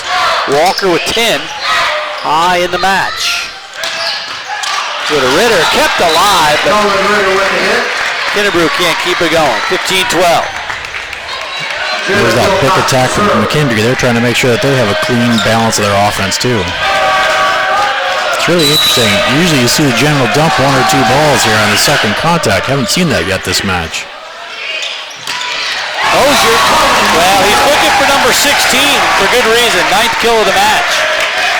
16-12. Why do you think that is that we haven't seen that? You're right. It seems like at least 2 times, sometimes 3 or 4 times a match, they'll get that little dump shot. I mean, sometimes you just save it until you need it, right? So he might be just hanging on to that, keeping that ace in his pocket for a little bit. And it might be that the block of McKendree just doesn't lend itself to that too. Silvernagle on the serve and put away. So are you predicting that'll be the match point? He'll save it for match point? I'm thinking if I'm him, I'm pulling that out at some point. Let's say that. We're calling our shot right here. 16-13, and they send in Schnitker. Schnitker came in and served well in the first one. Not so well in the second one. Not so well here in the third one. 17-13. That's got to be frustrating when you're put in to do that one thing, serve, and you hit the ball out. Not even really trying to go for a strong serve, just float it out. Right. Well, we'll hope that wasn't his coach from his comment to it. I put you in for one thing. Ritter slices it down the side. 17-14. Malik Walker to serve. It's got to be tough when you are put in for that one thing. You've been sitting for about the last 15-20 minutes. Engelman, a nice dig. Yeah, absolutely. Everybody else is all fired up, running the game, and you got to come off the bench cold and do something. Walker hits it out. 18-14. Well, definitely it looks like Fiducia trying to find Walker and Patterson, the 2 go-tos. He'll mix in Ritter and Wilcox at times, but really Walker, the guy he's looking for. Absolutely. Cody. Thompson to pass. Little Walker again. Puts it out again. Looks like our defense that time was a decision to duck their way underneath it. Duck and cover, right? Get out of the way. McKendree was looking for a touch on that, but everybody dove out of the way. 19-14. Cody on the serve. And there they find another hitter other than Walker, and Ritter puts it away. Ritter having a nice match here. Yeah, he's putting up some good numbers, that's for sure. Ritter now with his 6th kill. 11 attempts. Yeah, a pretty big surge here in this game too, because he came into this game at 3 and 8. So gonna go to Mosier again. Blocked out, but nope, caught the line. 19-17. So now the Bearcats closing the gap. 19-16, I should say. I'll look at my way down the bench to see if Matt was about to take a timeout to kind of compose things. You'd think if they get one more here, it goes 19-17. You wouldn't be surprised. Nice pass. Go right back to Mosier. No need for a timeout if you can generate the point. 20-16, and here we go. Burton once more to come in and serve. Jeff Burton to serve. That's been the way Worley's been playing it when he gets to a critical part here. Bringing in Burton to serve. And to your point, Burton had some nice defensive plays as well once he came in the last set. Yeah, he sure has. Seems to have been a nice stable substitution for him. Good deep serve. Oh, that was the dump from McKendree. Yeah, the dump there on the pass. It was right up near the net. That one, Fiducia got the better of that one. 20-17. Well, Bearcats just hanging around. Hope's trying to get this third set and take the 2-1 lead. Yeah, it's still tight for sure. A 3-point lead is not, let's not mail it in and think to the next game for sure. There's a lot of game left to be played. Lyman in for service. A miscue there and hit out. Now we're at 20-18. Well, this is what Nikki Sandlin's been doing, putting in Schnitker to serve, and then the next time she needs a sub, putting in number 20, Brian Lyman. All the way across. Caught the ceiling, looks like on his way over. Yep. Caught the ceiling. Got to come back down on your side if it hits the ceiling there. You got to play it. But 21-18. That's probably the one difference with the playing in the arena. Yeah. Don't get too many off the top of the arena. Well, although oddly, right, you end up with the video board that hangs right over the center of the court typically. So you can catch that video board. That's true. Oh, the block by Silvernagel. Silvernagel was ready for the pick. That's really great timing to be able to grab that ball. Well, we were looking for some defense in this set. We finally got some at a great time. Lopes by 4. And Saada into the match to serve here. Shalev hasn't seen much court time of late. Oh, that's the way to come in. Well, that looks like he's in with good reason. And now Nikki Sandlin going to take the timeout. We'll take the break as well. Not at one set apiece. Lopes in command. 23-18 in set 3. Back with more men's volleyball and GCU TV right after this. New destination for food, fun, and relaxation in the heart of Phoenix. Come to GCU Hotel and Canyon 49 Grill, where our hospitality management students gain hands-on workplace experience and deliver unmatched service right alongside the staff. Enjoy beautiful amenities like the resort-style pool and full-service fitness center. From the gaming lawn and patio to the artisanal coffee and teas of GCBC, you'll never want to leave. Room rate $79 per night. Visit GCUHotel.com to book your visit today. Welcome back to Antelope Gymnasium. Michael Potter and Jay Van Bark here with you. Lopes took set 1, 25-22. Bearcats came back and took set 2, 25-23. But Lopes in command here, 23-18. This is definitely one, 23-18. You should be able to close this one out and take that 2 sets to 1 lead. Yeah, I mean, you don't ever want to say that without knocking on wood, but statistically, it's a pretty high probability. It's a good, you're on the good side of that here, Refley, 23-18. So that's Saada. Haven't seen him much. He came in to serve earlier in the match, came in this one, and did a fantastic job with service aces last time, and Bearcats had to call the timeout. Yeah, we'll see. GCU's have been great so far responding out of timeout, so let's see what this one looks like. Good deep serve. Oh, an overpass out of the timeout. That's pretty great. Miscue there. Silvernagle will get to the cross. Go up to the block. Get a piece of it. Milstein now. Going to go to Williams. Everybody out of sorts in this point. Can they keep it alive? Ooh, great save by Engelman. Mosier. Long rally, the block by Silbernagel. Another dig. Mosier, can he do it? Oh, the block by big number 3, Brendan Schmidt. What a rally that was. Yeah, that was a great long rally. Not something you see that often in men's volleyball, but that was some great play. So now at 23-19, a chance for Pasquale Fiducia. Kinnebrew back in there. Pasquale Fiducia to serve. Well, Saada did a nice job with his couple services and even playing defense over there. We'll see if we see more of him later on in the match. Might have been a nice substitution to get it back to just slow the game down a little bit.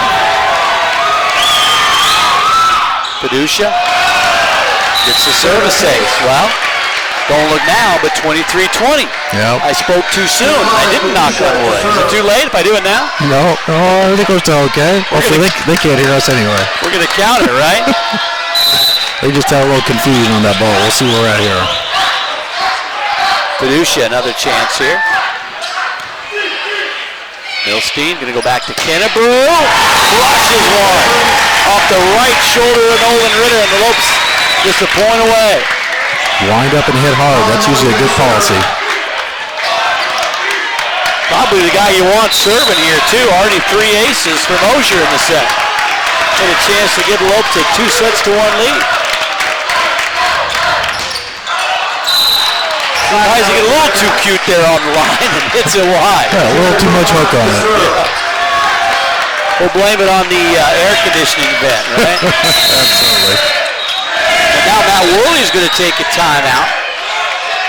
So they had the call, and Wilcox, the whistle, he decided to fire away like that pitcher in full wind-up mode, and they called the timeout late. He just let it fly. Yep.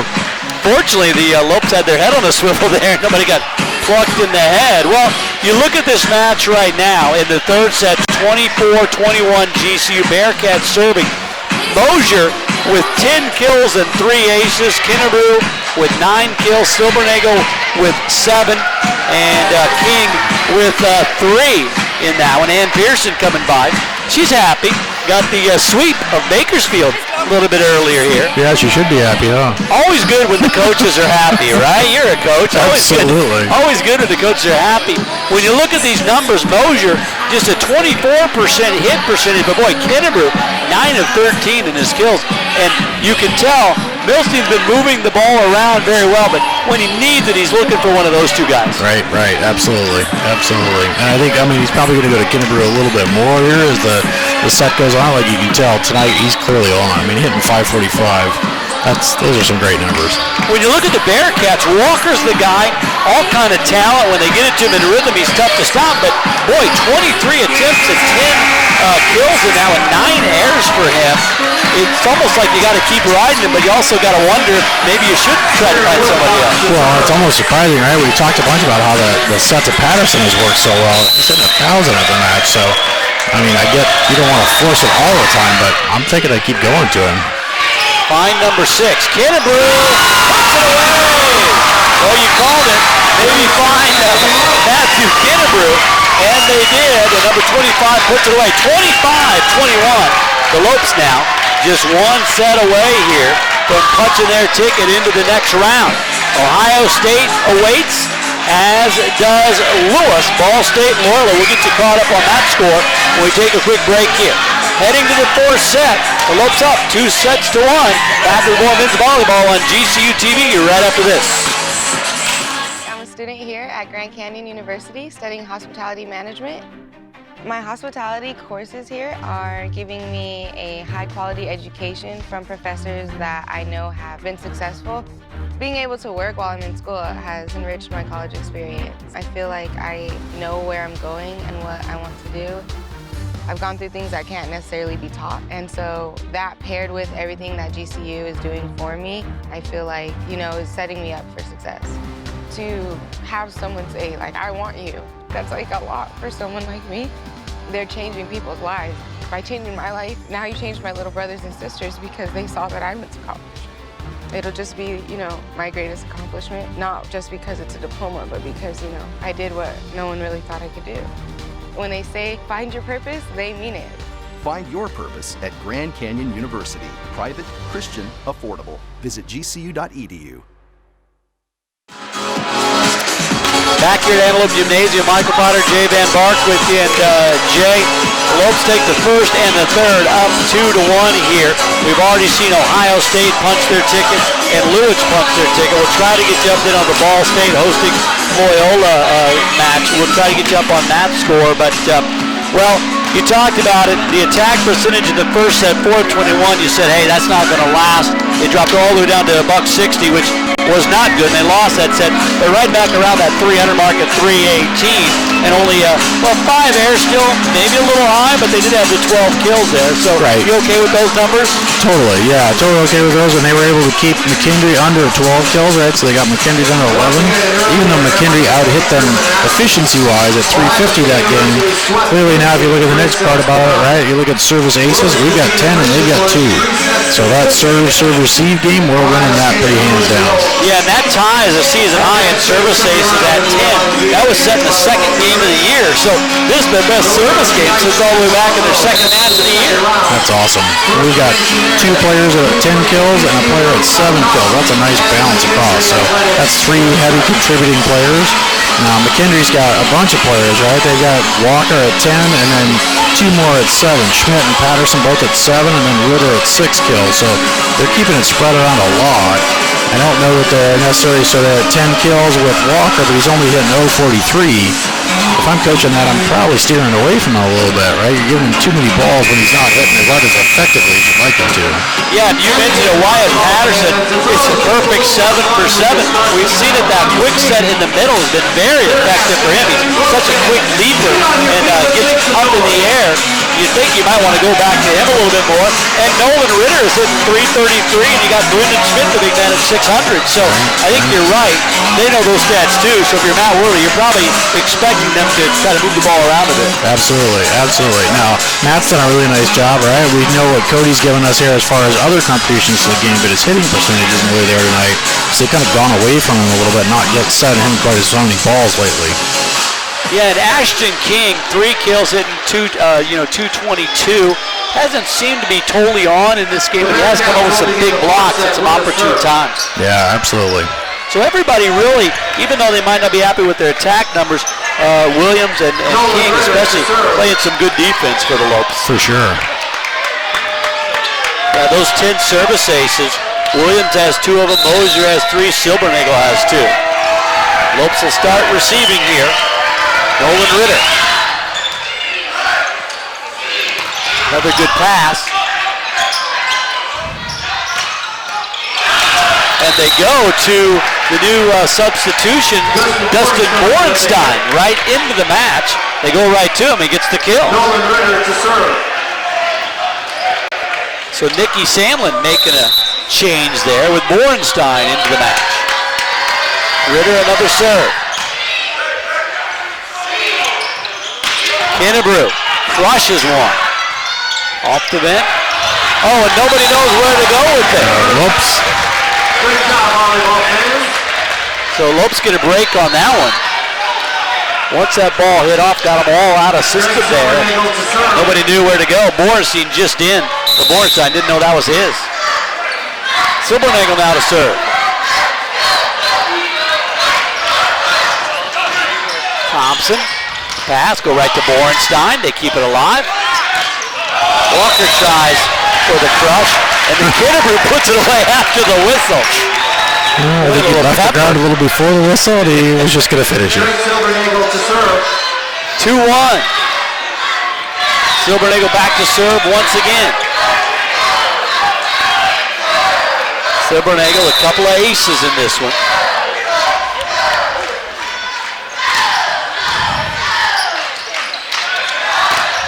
Go to Walker again, and it's stuffed by the Lopes.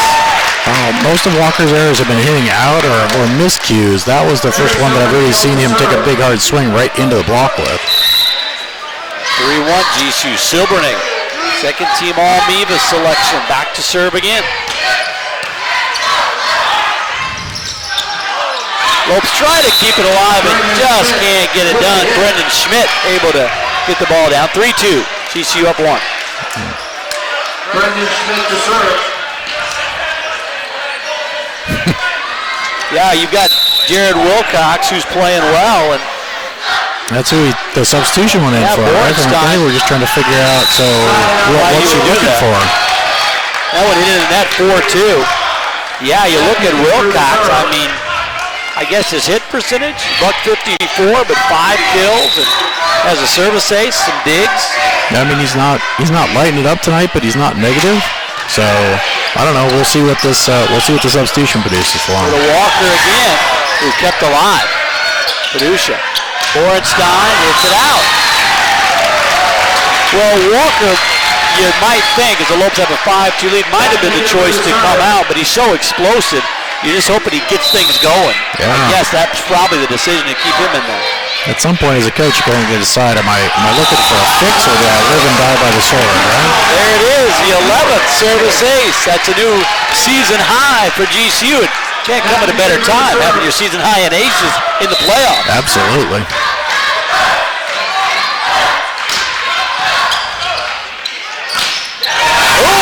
First time to stop Imato, and King gets the best of Patterson. 7-2 Lopes, timeout Bearcats. I think it's interesting. Look at Matt, right? So you put in a new outside hitter for McKendree and Borenstein. He hasn't been super effective in this game right off the bat. So clearly the middles for GCU are able to commit hard on the middles for McKendree, thinking, I will leave him one-on-one until he gets a kill.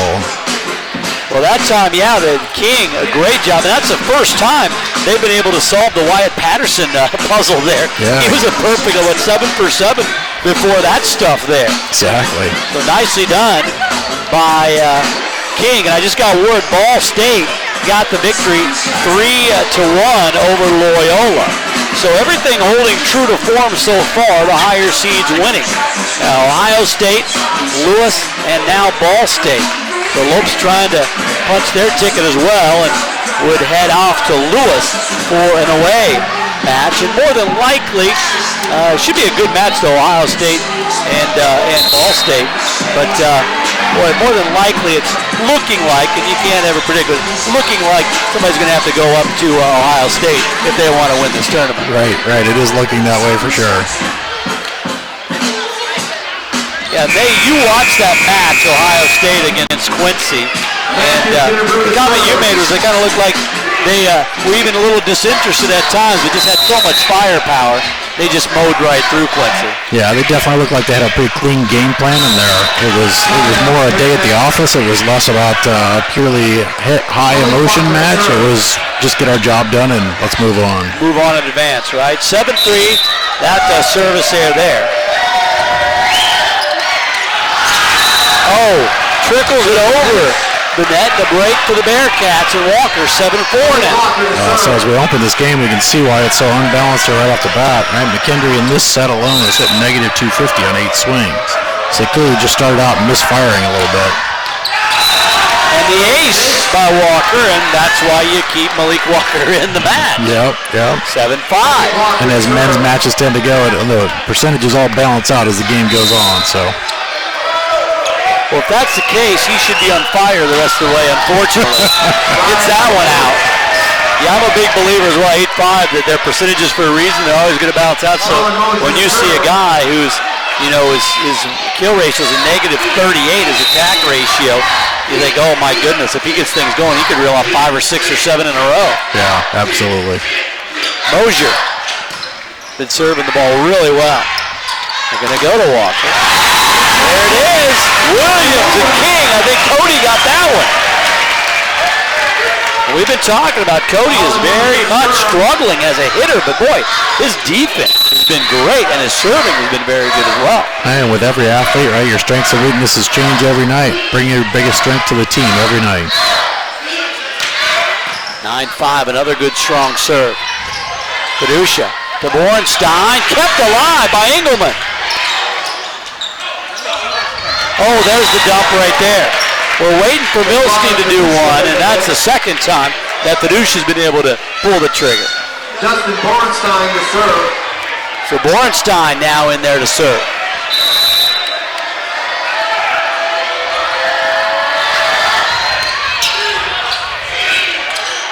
Kennebrew. The dig by Walker. Ritter can't get it put away. Kennebrew again. Gets it into the block. 10-6. Sneaked it right underneath the block's armpits there. Aston King to serve. Well, the semifinals will be on Wednesday, April 19th. It's looking like Ball State's going to head up to Ohio State, and Grand Canyon's going to head to Lewis if they can finish this one off, up 10-6. Another dump there. Well, now you got to start to respect the pattern. So now Matt and crew are going to have to at least adjust or at least pay attention to that. Wyatt Patterson back to serve, 10-7. Lopes are trying to run away with this one early on, but Bearcats have fought back after that timeout. Mosier's pass. They go to Cody.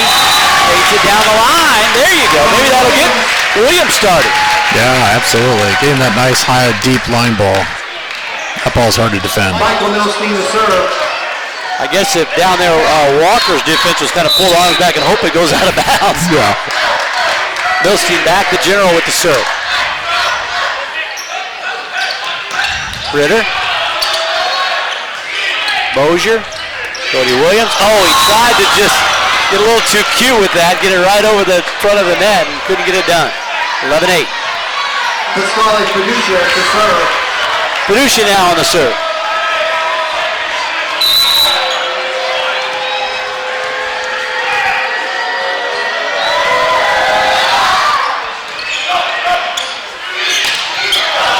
Silbernagle hits the top of the net. Well, a couple of minor miscues. They're kind of going to gather themselves. Well, earlier we were just having tons of offense. Everybody just killing the ball with the attack ratios, over 350. Now, everything's quieting down a bit here. Silbernagle, that one. Kennebrew, blocked again, but out. Boy, that was just a battle of joust right there at the net. And the deep ball that's out off the block too, so they're chasing it 30 feet to make sure that it's out. And now the bench for GCU getting warned. Gigi Brené tell him to move back out of the way there. 12-9, Williams, good strong serve. Gonna go to Walker again, block, Kennebrew, and Silbernagle right there, 13-9. I think they've made some nice blocking adjustments there against Walker. His effectiveness has gone down a lot. Oh, gone down enough that they're pulling him out for a bit. Will Frank coming into the match. He's looking for anything to get him going, and you better. The 6'7" sophomore out of Moreau, Illinois. No tomorrow. You got to pull out the stops here. 13-9, Williams the serve. They go for the quick hit. 1-on-1, and Silbernagle with the victory. 14-9. That's the time they really do like to run that middle. That's nice that GCU's picked up on that habit. Boy, Drake was right there all over that one. Williams having a nice service here. Another good one. Long run for the setter. Off of Milstein. Ritter with the kill. And Walker right back in. Boy, I tell you, Ritter, one of those guys that's having a pretty nice little match here. They haven't seemed to be looking for him very often. Every time they do, like he gets the job done. He's back to serve now. They definitely stayed with Walker a lot longer than Ritter. I'm with you. I think I'd be going to Ritter a lot more. Kennebrew. Kept alive. Silbernagle tries to find the corner. Can't get it done. Good save. Borenstein blocked. Borenstein keeps it alive. Oh, Walker runs into his setter. Silbernagle with the put away. Boy, another great long point. Wow. Both teams playing well, and Paduccia made the set and then backed right into Walker. Paduccia kind of rubbing the back of his neck there. Walker was getting ready to launch and ran right into him. Silbernagle lets it fly, a little long. 15-11. Brendan Smith to serve.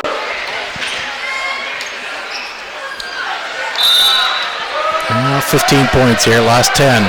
Big press comes on right now. Schmidt to serve. Not anywhere close. Hit the bottom of the net there. Well, we mentioned the Bearcats had their first win as a program January 26, 2014. Long by Kennebrew. So this is a very young program here. They got some really good athletes, been able to recruit some good talent. Absolutely. Well, I think men's volleyball across the country, there's plenty of players available, more programs that get established. There are guys that want to play. King with a little dunk of his own. Yeah, that was a great awareness play by Michael, our general. So he's the setter who normally blocks right front, but because the pass was tight, he chose to go up and just block against their attacker. Kept the ball alive, extended it along until we got a chance to win it. 17-12. Mosier back to serve.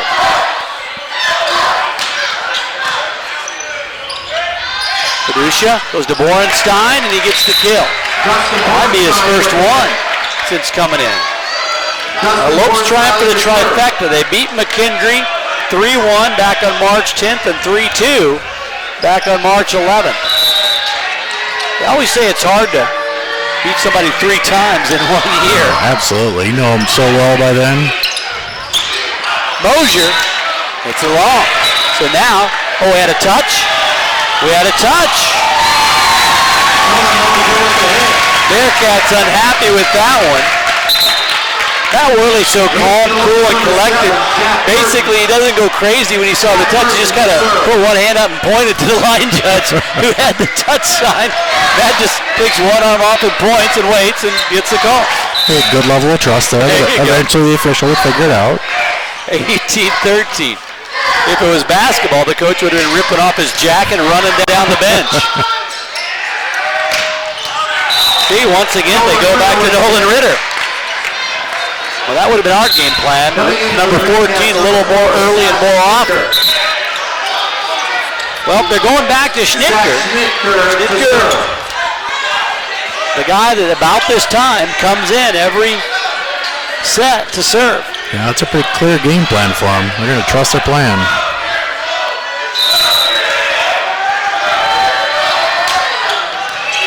Nice serve there. Milstein going to go to Williams. Williams got some height on that lead, 19-14. He's starting to heat up here down the stretch. Yeah, that was a nice high angle. Great timing for him to really get going here in this match. Yeah, it's taken Cody a while to get going offensively. He's been playing great defense, blocking, serving. He might want to play another set here tonight. 19-14, Milstein. Not thinking Matt wants to. Yeah, Matt says no. 19-15. Well, we call Michael Milstein the general because he runs the floor. He's a team leader, the emotional leader, but also over from Israel served his military time. And they said sometimes in practices, when the guys are getting a little loose, he reverts back to military mode and starts hollering at him like a general. That's the loving nickname for the guy. Kennebrew gets the point, 20-15. Comes across as a very soft-spoken individual, but they say in practices, if it's not going the way he likes it, he lets you know about it. Michael's a great guy. On top of all that, he helps out. He's an exercise phys major and does some of his time in the strength and conditioning with our girls, so he keeps them in line a little bit too. Cody with the serve. Long run. The block by Silbernagel. Upset with himself. Couldn't get it as it dropped between him and the net. He had that full commit on. He knew it was coming to him. Ritter now. Ritter with 9 kills. 5 digs, no service aces as of yet. Cody with the dig. Kennebrew, bit behind him and hits it out. 2017. Looks like he was just a hair early on that approach. The ball's a little bit behind him, but I think if he had been just a little bit later, he had room. Kennebrew and Mosier, 23 kills between them. 12 for Matthew, 11 for Cohen. And the serve for Ritter. Back to Kennebrew. Gets it over, gets it down. 21-17. Kennebrew trying to serve a little notice to the Meva that maybe he should have been on that all-Meva team. Yeah. He was left off. Weren't happy about that. King back in with Silbernagel to serve. Well, as a coach, you'd love to just kind of cruise and finish this thing out, not let him get too close. So ball pair 21-18 and get ready to get your travel arrangements for the semifinals. Yeah, they've got all their challenges ahead of them here. The winner of this match needs to arrange their travel quickly, right? Because nobody knows whether or not they're going yet. That's right. And once again, the game plan for the Bearcats, Lyman in now to serve. To Kennebrew, blocked, out, point for the Lobos. 22-18, boy, Kennebrew has been good all match. It took him a while to dial in that serve, but man, he has started heating up. Now Worley has kind of gone to this late in the match, bringing Kennebrew out and letting Shalef Zahada come in and serve. Well, with good reason there. The last game, right? Shalef got these couple of aces right at the end. Zahada giving way to Kennebrew as a starter, coming in to serve here late. Go back to Walker, hits it out. Cody Williams ducking out of the way of that bullet. Out of the gun of Walker. Boy, Walker still a negative hit ratio, but they continue to set him. Just hoping he'll get it going, but you're running out of time here. Yeah. I mean, he is the top kill producer, so I get why you would, you think you can get points from him. By the same token, you're getting errors from him too, so.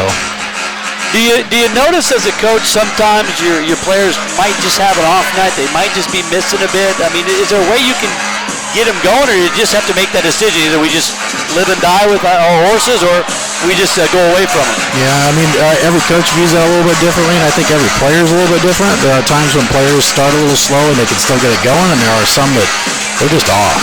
Yeah. Right? And you listen to the great basketball players, listen like Larry Bird, that was his job, was to take shots. So even if you're off, you still take shots. So maybe McKendree's logic here is, well, Michael's our guy, so even if he's off, we're still setting him.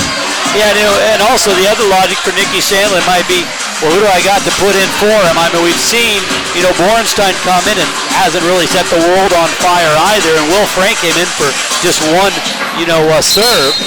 But yeah, I'm with you. I think Ritter and then Wilcox is out now of the matchup, but Ritter has been probably their most effective player. Him and Brendan Schmidt, they haven't really been going to those guys as much. Right. And Malik Walker clearly has the power, but you're not able to produce the offensive efficiency numbers out of him that you really need to probably carry this forward. So. And Wyatt Patterson, a very quiet 7 kills and 8 attempts. Right. You almost got to forget about the guy, and they've kind of forgot about him too. Right. So how to serve again? Oh, gets it over. Wyatt keeps it going. The block, they keep it alive. Malik. Oh, and Shalef Zahada got the hands on it, but couldn't get it up in the air high enough. Walker to serve. Walker gets that one to go. Zahada's going to come out now. Kennebrew back in. Walker to serve. 23-19. Well, again, we start knocking on wood about this point, because statistically, 23-19, you're feeling pretty comfortable. Right there, 24-19. Lopes with a chance to serve for it. Drake Silbernagel walks out close to the floor and holds up that one finger. And if you could pick anybody to serve for, it'd be the guy back there. Number 16, Colin Mosier. Mosier with 3 service aces. Can he get it, or maybe we're waiting for the dump here by Milstein too. Right? That's what we wanted to see. Oh, great serve. Long way to go. Walker hits it out, and that's the match. Well, unfortunately for the Bearcats and Walker, you could almost see that one coming when he raised up. Not the match he wanted to end the season on, but a great match for GCU. They win it 3-1. Absolutely, wonderful match. 25-19, and GCU gets the 4th set, and now you enjoy this one for a little bit, but then you're going to be on the road for a match on Wednesday. As a coach, how long do you enjoy this one, and when do you get right back to work, get prepared for Lewis? You let them enjoy it for about 30 seconds, and then you immediately rest up, talk about your travel plans. You're not going there too much in training as far as what you're going to change.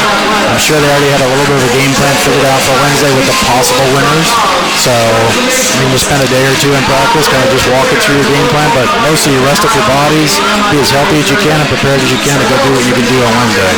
Well, a great way to end the home slate for your season. First time you've hosted a MIVA tournament game since 2012. You win it 3-1, 25-22. You drop set 2, 25-23. We come back 25-21 and 25-18. Really controlled that 4-set from the get-go. Some numbers real quick before we let you go. Matthew Kennedy, 15 kills. Mosier with 11. Silvernagle with 8. Williams and King both with 4. Mosier had 3 service aces, 11 service aces for the team, the most they've had all season. It's a great match for them.